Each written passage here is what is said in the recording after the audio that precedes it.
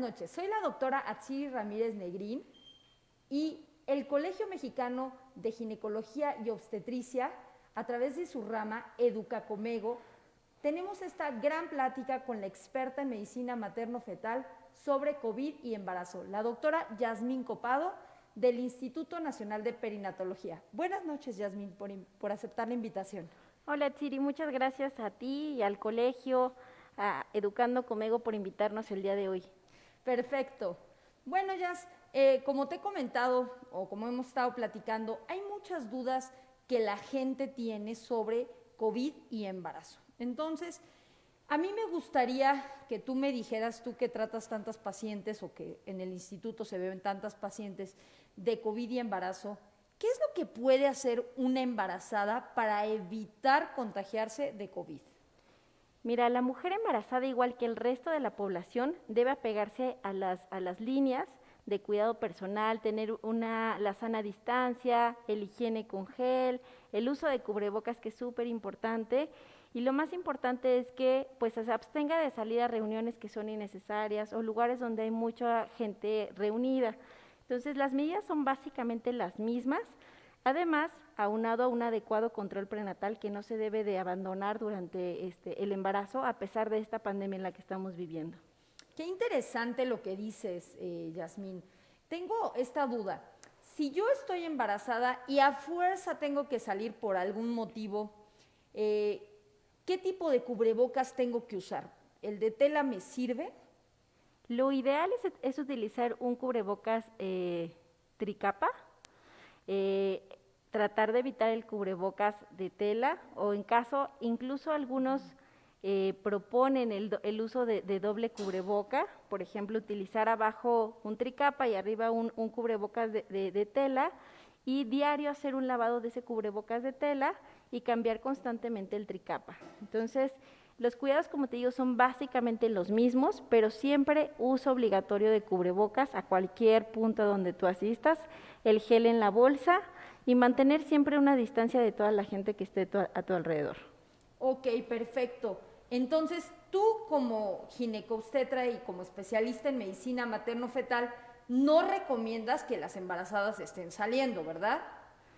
A menos que sea indispensable, como es asistir con sus médicos, con sus obstetras para un adecuado control, creo que no vería otra indicación para salir.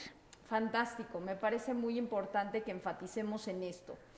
¿El lavado de manos hay alguna característica en especial que se deba de realizar y cada cuánto lo recomiendas?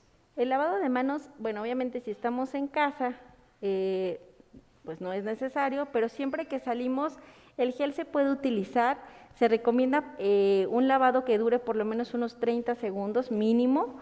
Es importante que cubra todas las partes de la mano, o sea, a veces nada más nos lo ponemos como crema, y es importante tratar de incluir los dedos, las diferentes partes, y estarlo utilizando constantemente. Si toqué alguna superficie, si toqué algún objeto, pues hay que tener un adecuado lavado de manos. Ahora, algo importante aquí es que yo he observado a muchas de las embarazadas que utilizan guantes, y entonces asisten a todos los lugares con guantes, pero aquí lo importante es que pues piensan que el guante ya nos protege de todo, y no es así. Finalmente ese guante también va a tener contacto con superficies y va a tener después contacto con la paciente. Entonces sí es muy importante que, aunque tengan esos guantes, incluso pueden colocar arriba el gel si es que tocaron alguna superficie. No es necesario que utilicen los guantes. La verdad es que mientras tengan una adecuada higiene de manos, no es necesario que estén utilizando los guantes. Ah, perfecto, muy importante. Doctora Yasmín, tengo otras preguntas en cuestiones de si yo pienso que estoy o que tengo COVID, que estoy infectada con COVID o que tengo COVID, ¿qué recomiendas que haga la embarazada en ese momento? Lo más importante es avisar primero a su obstetra. Siempre no es una urgencia, porque eso también hemos visto que a veces salen corriendo para querer avisar, sino simplemente avisar. ¿Qué hemos observado, por ejemplo, en las instituciones públicas? Las pacientes no nos dicen que tienen COVID, por temor a que no se reciban, no sigan sus consultas y demás, están omitiendo el decirnos que tienen COVID. Entonces es un riesgo, una, que salgan hacia la calle, y la demás, que puedan contagiar a otras embarazadas que están en el mismo hospital al que ellas asisten. al personal de salud que está alrededor del hospital. Entonces, sí es bien importante que exterioricen que tienen síntomas de COVID. Y una vez que yo ya sé o sospecho que tengo COVID, es primero estar atenta de los datos de alarma y siempre estar aislada. Tengo que aislarme en casa por lo menos unas 2 semanas, y en casa me refiero a aislarme en un cuarto, en donde esté alejada. Por ejemplo, hay familias en donde vive la abuelita, los papás y la embarazada. Y obviamente, si yo tengo COVID, tengo que aislarme para no tener contacto con ese abuelito o esos papás. Estar en un cuarto, tratar de estar lo más aislada del resto de la familia, estar atenta de los síntomas de alarma, que son fiebre persistente, que no se da el paracetamol, una saturación por debajo de 90 grados, dificultad respiratoria, en la cual, ¿a qué me refiero con dificultad? Que realmente es constante la necesidad en la que siento que me falta el aire.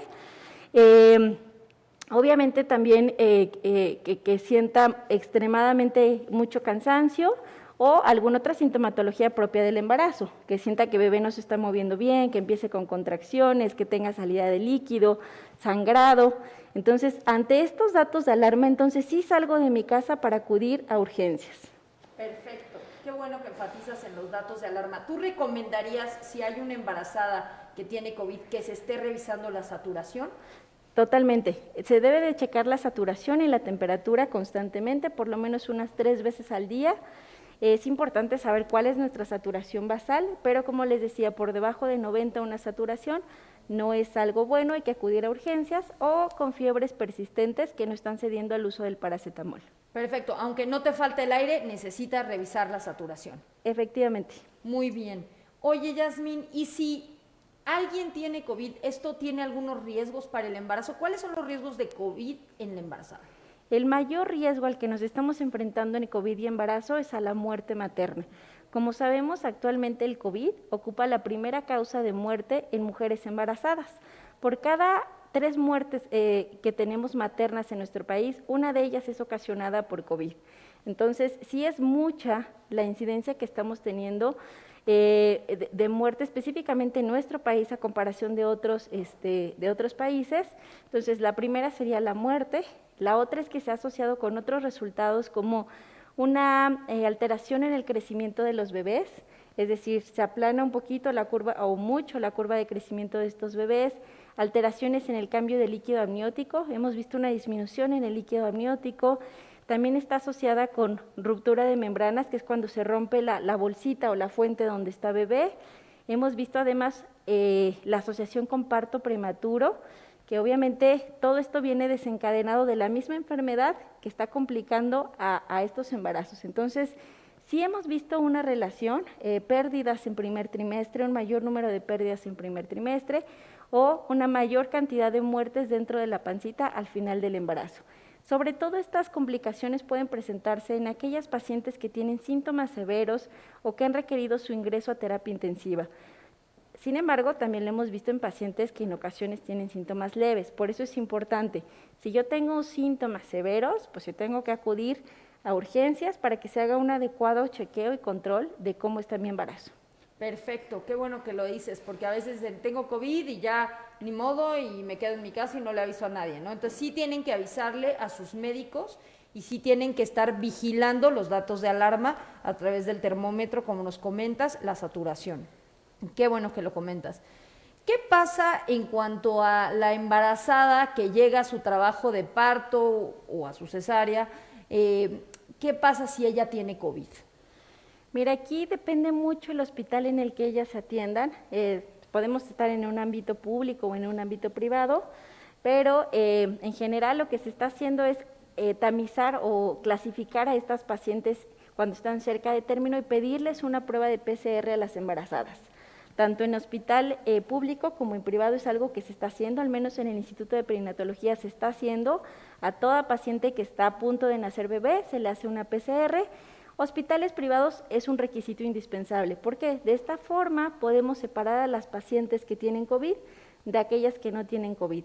¿Cuál es el objetivo? Pues que obviamente tengamos una especial atención a estos datos de COVID en estas mujeres embarazadas y también evitar el contagio hacia el resto de las pacientes embarazadas. Entonces, se están separando, se tiene un cuidado especial hacia la mujer embarazada y también obviamente hacia el recién nacido. Ah, qué bueno que hablas del recién nacido, doctora, porque justamente hay muchas dudas. ¿Qué pasa con un bebé? Si yo tengo a mi bebé y yo tengo COVID, ¿qué va a pasar con ese bebé?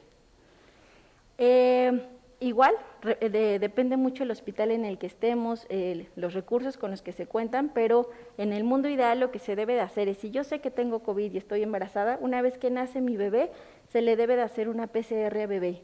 Sí se ha visto que hay un paso transplacentario, ya está probado que sí hay, entonces puede pasar hacia bebé, es indispensable poder saber si lo tiene o no lo tiene para darle también esa vigilancia. Entonces, los resultados han sido muchos, desde bebés que salen PCR positivos pero asintomáticos, hasta un porcentaje que sí ha hecho neumonías por COVID. Entonces, hay que tener una vigilancia con esos recién nacidos para saber cómo se están comportando, por lo menos las primeras 24 horas es indispensable esa vigilancia.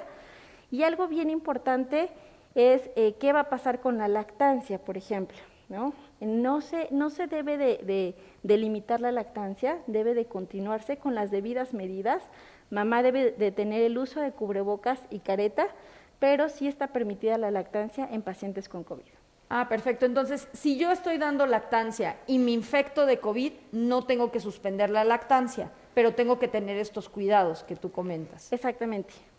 Y en cuestiones, por ejemplo, de que alguien tenga algún bebé chiquito y dice, bueno, ¿qué hago? ¿Me separo de mi bebé? ¿No me separo de mi bebé? ¿Me acaba de dar COVID? ¿Qué es lo que tú recomendarías? Ahí lo ideal es que siempre estés con cubrebocas y careta, pero no te vas a separar de tu bebé, sino tener estos cuidados de los que hemos platicado, el lavado de manos, el uso de cubrebocas y la careta, pero no tienes que por qué alejarte de tu bebé.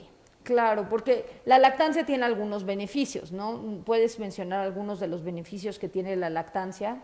En general, digo, obviamente. Evidentemente la lactancia, como sabemos, está recomendada, incluso la ONU la recomienda hasta los 2 años de edad, porque sabemos que el beneficio para los niños es mayor.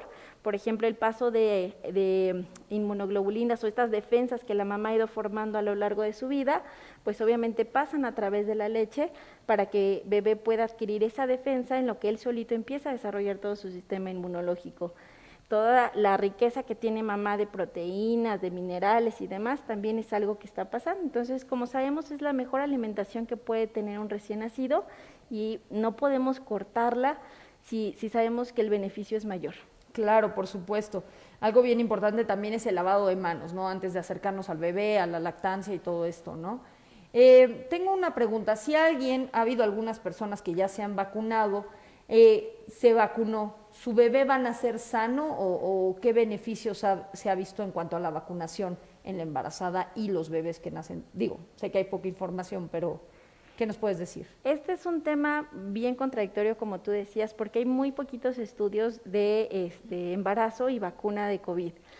Obviamente, cuando se empezaron todos los protocolos para poder estudiar a las vacunas, no se incluían a las mujeres embarazadas, porque no sabíamos qué resultados iban a tener.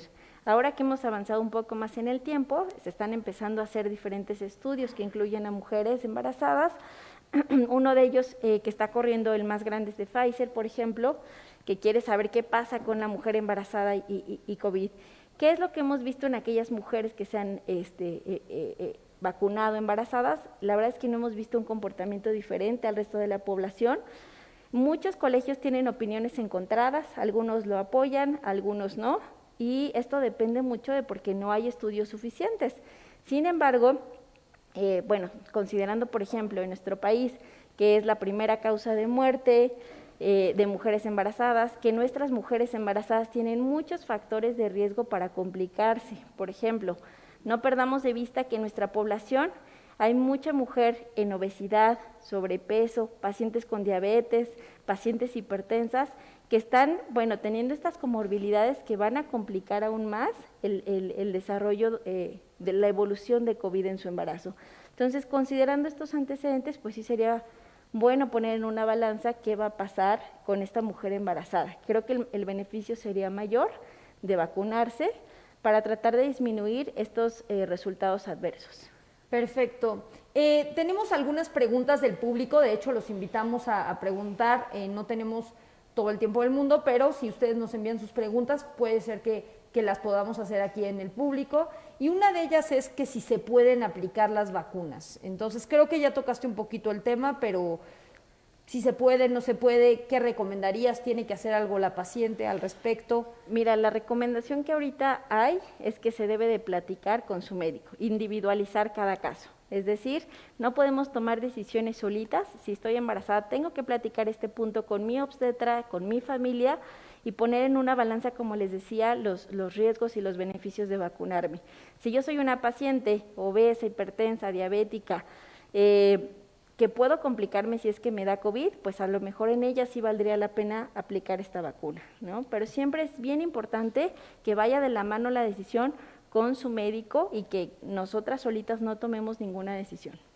Sí, claro, creo que es muy importante que quede claro que en el embarazo la batuta la lleva el ginecobstetra. Entonces, sí tenemos o quien nos esté llevando el embarazo, que idealmente debe ser un ginecobstetra.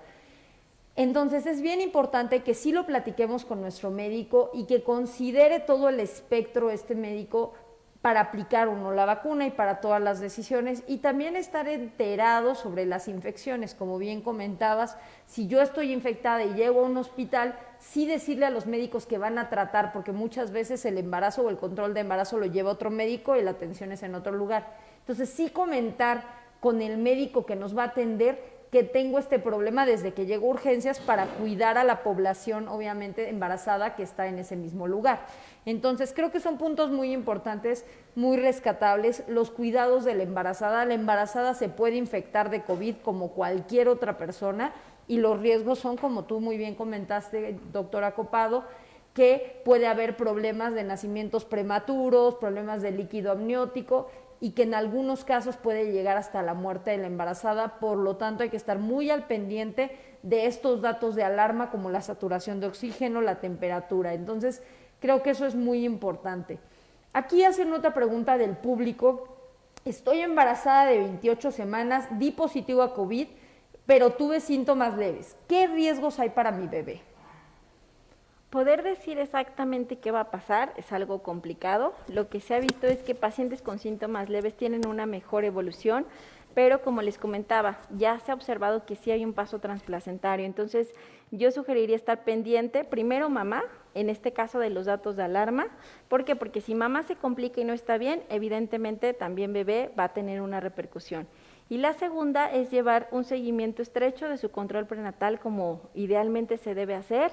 Medicamentos que se pueden tomar en el COVID son, por ejemplo, el paracetamol con horario para el control de la temperatura. Se ha sugerido el uso de la aspirina para tratar de disminuir un poco el riesgo de trombosis, e incluso algunos colegios sugieren, por ejemplo, el uso de heparina. Aquí, como les decía, hay que individualizar el caso, hay que ver qué síntomas son los que tuvo mamá para ver si es necesario o no utilizar un anticoagulante pues, más fuerte, como es la heparina, o simplemente llevar un control prenatal normal.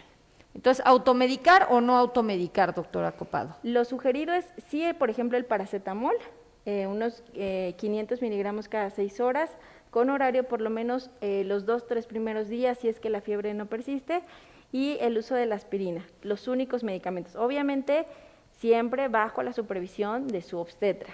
Entonces, de preferencia, no automedicar, platicar con el obstetra para que él nos indique qué medicamentos, en nuestro caso en específico, estarán indicados o no. Doctora Yasmín, excelentes preguntas que nos vienen del público. Si una paciente que tuvo COVID previo a saber que estaba embarazada, ¿debe de tener valoración ginecológica o solamente seguimiento estrecho con el médico familiar? Yo sugeriría en este caso sí tener un seguimiento por su obstetra. Por ejemplo, es importante en estas pacientes llevar un seguimiento de la curva de crecimiento para ver que todo va evolucionando bien. Lo ideal sí sería tener seguimiento por un obstetra.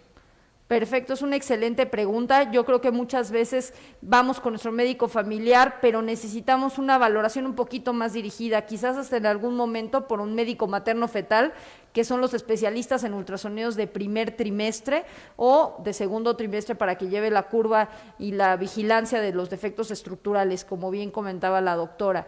Entonces, creo que es algo que uno tiene que pensar en los riesgos y porque específicamente estas pacientes tienen un perfil, digamos, de vigilancia un poquito más estrecha, ¿verdad?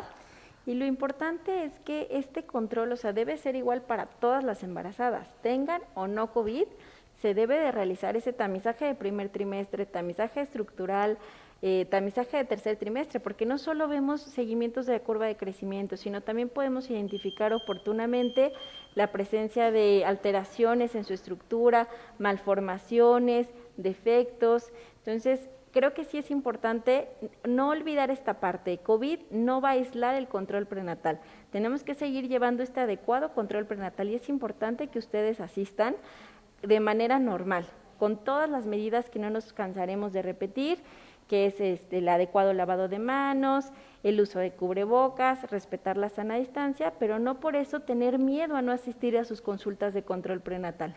Perfecto. Y yo creo que por último, porque el tiempo apremia, tenemos una pregunta sobre tratamientos de fertilidad.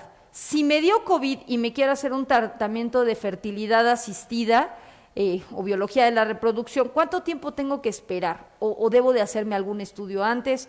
¿Qué recomendarías, doctora Copado? Pues aquí lo ideal es nada más terminar tu periodo de infección de COVID. Sabemos que después de 10 días, según la CDC, ya no es contagiable este virus. Entonces, una vez terminado este periodo de contagio, reanudar tu seguimiento de control con tu biólogo de la reproducción o ginecólogo de forma normal. Perfecto. Muchísimas gracias, doctora Copado, por acompañarnos el día de hoy. Y yo los invito a todos ustedes. Cada último jueves de mes, Educacomego va a tener una plática de interés para todos. Muchas gracias a ti y aquí seguimos. Esta grabación quedará para que la puedan observar todos tus contactos y puedan saber un poquito más de COVID y embarazo. Muchas gracias.